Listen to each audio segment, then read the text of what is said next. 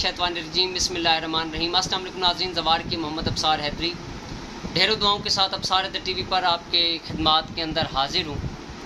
आज जो मुंदरा लेकर हाजिर हुआ हूँ ये चोटी मुंदरा है। अगर कोई दुश्मन आपके ऊपर ऐसा वार कर देता है जिससे आपकी ज़िंदगी जीरन हो चुकी हो, आप बिल्कुल मुश्किलात के अंदर फंस चुके हो, मसाइल ने आपका घेरा तंग कर लिया हो, तो आप ये मुंदरा 108 मरतबा, 110 मरतबा या फिर 17 मरतबा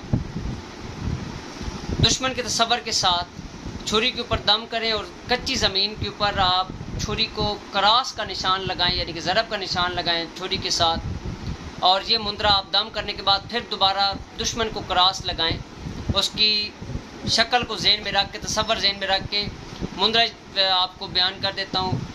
अल्लाह मेरा बादशाह मोहम्मद है वज़ीर, चले पाक अमीर दे मुंदरे दी कलाम दा तीर, मदद मेरी नू आवे मेरा पीर अमीर या अली या अली या अली। दुश्मन दे कड्डे वट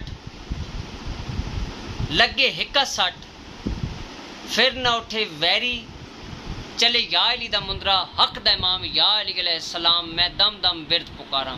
ये मुंदरा आप तसव्वुर रख के इंशाल्लाह पढ़ें।